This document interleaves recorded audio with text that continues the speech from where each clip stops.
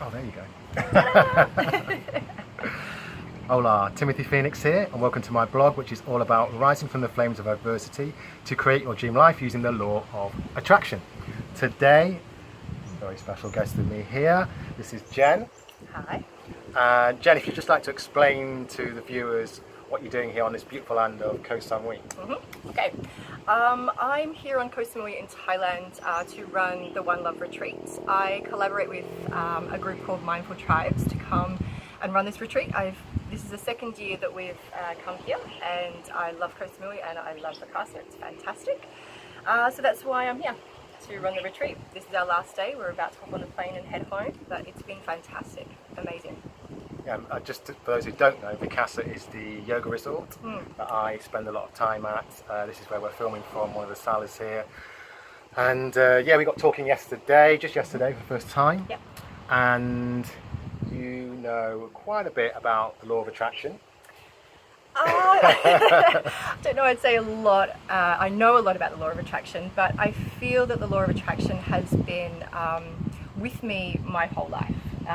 From the very first moments, in a way, from the very first life that I ever had. I believe in reincarnation, and I believe that law of attraction has been with me always. I was born into the family, I was born into the life that I have so that I could live my journey and I could have the experiences that were destined for me for my karma with regard to law of attraction.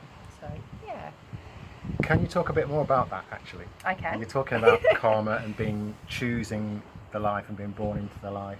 Yeah, so I don't believe karma as good and bad. I don't believe that what I do in this life determines the outcome of my life. I feel as though a karma is more that our life is almost cultivated in a way where we're given opportunity to learn and to grow. And so every time we have an experience, an event that comes into our life, we can, from that event, choose different paths, and our life is our own choice. But we get to potentially learn the lesson that we're here to learn. And if we don't learn that lesson, then we get to come back again and we get to do it all over again. Or the universe will continue to keep sending that lesson to us until we start to learn what it is that we're required to learn, I guess. Okay. So, yeah. What is the lesson you think you're supposed to learn? I have no idea. Probably self-love and acceptance. To be honest, It's something that I have always really struggled with. I feel like I'm not good enough. I feel like I don't. There he goes. That I don't deserve. I feel sometimes that I don't deserve good things in my life. I feel as though I'm not worthy, I guess, of receiving the love and abundance that the world potentially has. If you could tell us about some of the best manifestations that you've had. All right. So the two main ones I think that are really significant is owning a yoga studio and then finding my manager were the two main ones that have been in my life most recently.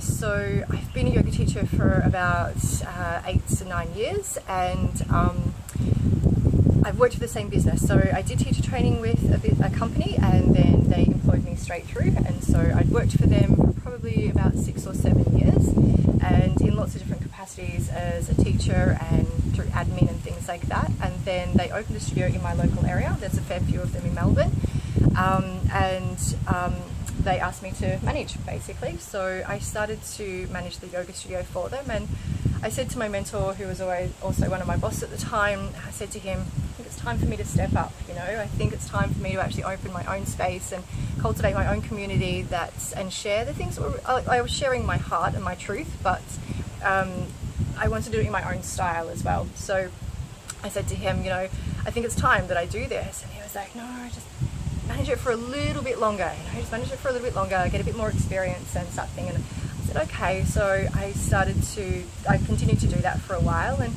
it just kept niggling at me though, and I was like, no, I really think it is. But I actually loved the space where we were. It's a very big studio, and it's beautiful. It's such a beautiful space, and it's been a yoga studio for probably a good 30 odd years. They used to have Iyengar there before we were there. And so the energy in the space is incredible. People walk in and they instantly melt. It's just amazing to watch. And so I kept in my mind thinking, oh, I want to have my own space, but I actually want this space. And I was a little bit torn about how to go about that. And I started to think, okay, I just have to step away and do my own thing.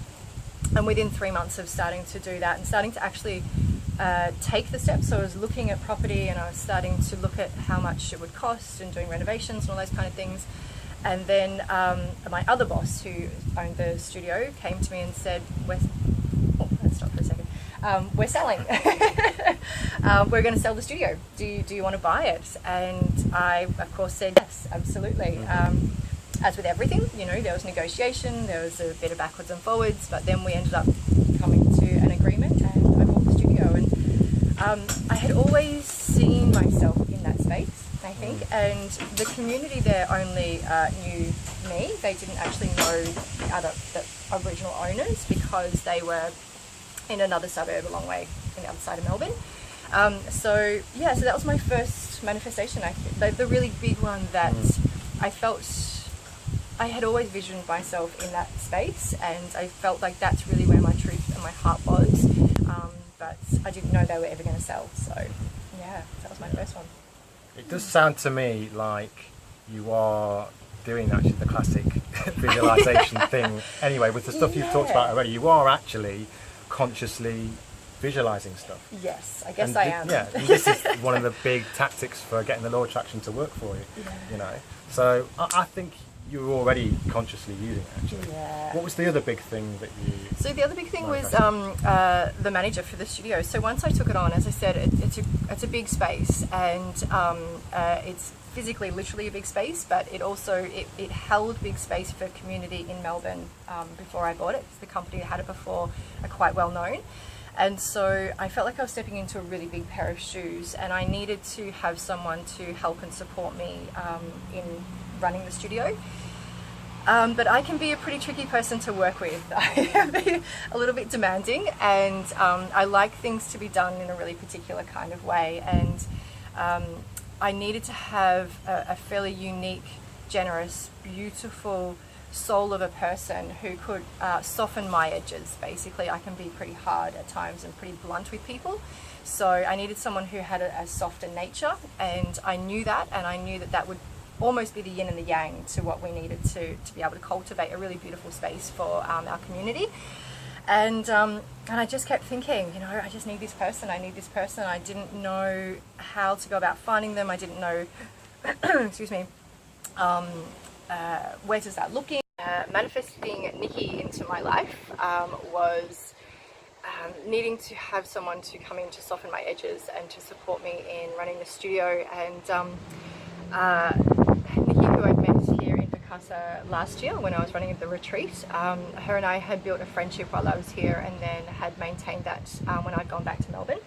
And I knew she was a beautiful person and would be incredible, but I had never thought that she would be coming to Melbourne to live, because she's an island life kind of person.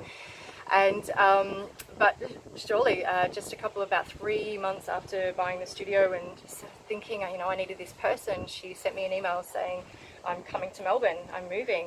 And she just said, I'd love to catch up for lunch. And I said, absolutely, that would be incredible. And then I said to her, come to the studio, come and have a play, come and practice. And it just kind of rolled on from there. So then there was a big period where I didn't hear from her, and I started to think, oh, well, maybe she's not coming now, that's fine.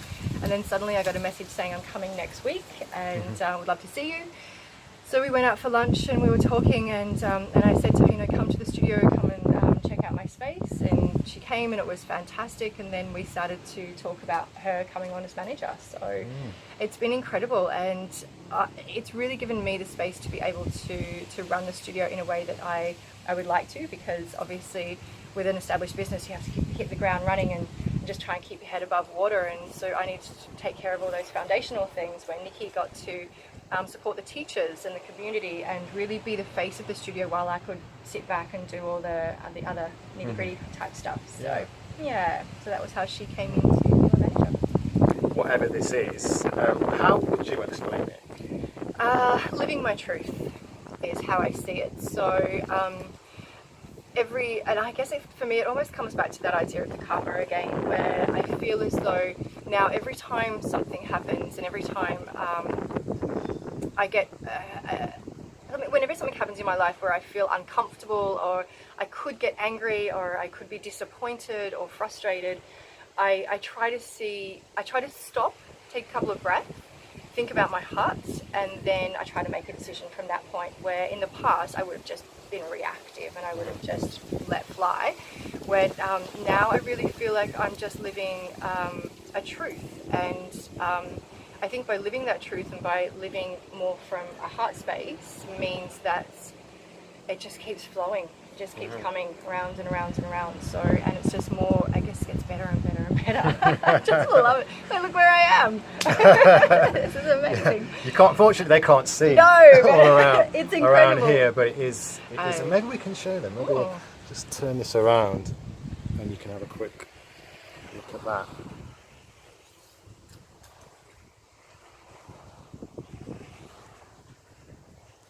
So yeah. It's amazing.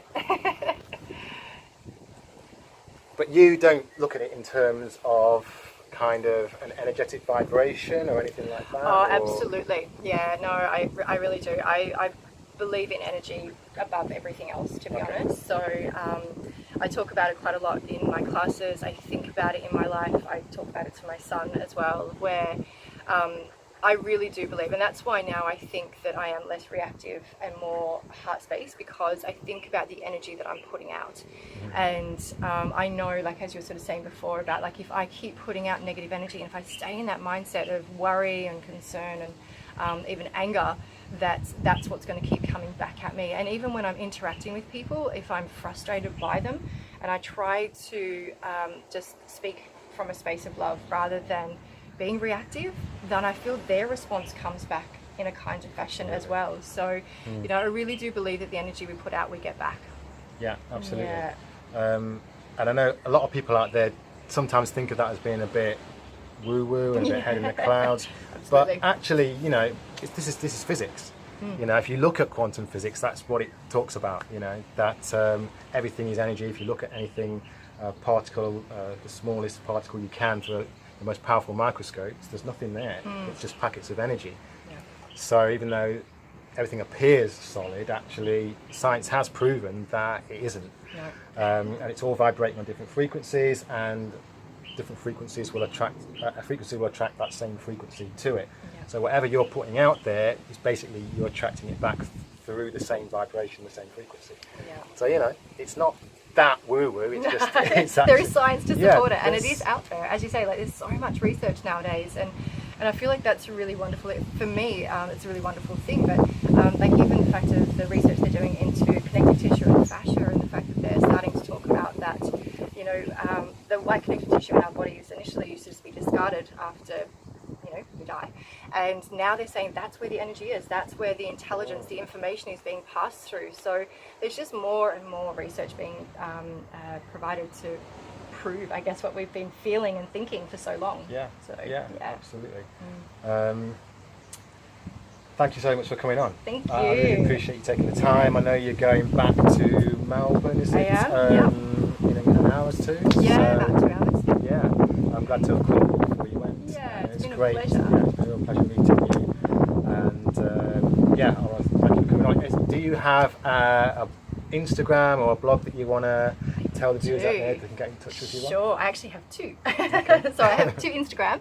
So I have my personal one, which is Jen Low with an E, Yoga Life, and that's my personal Instagram. Or else I have my business Instagram, which is Shining Light Yoga.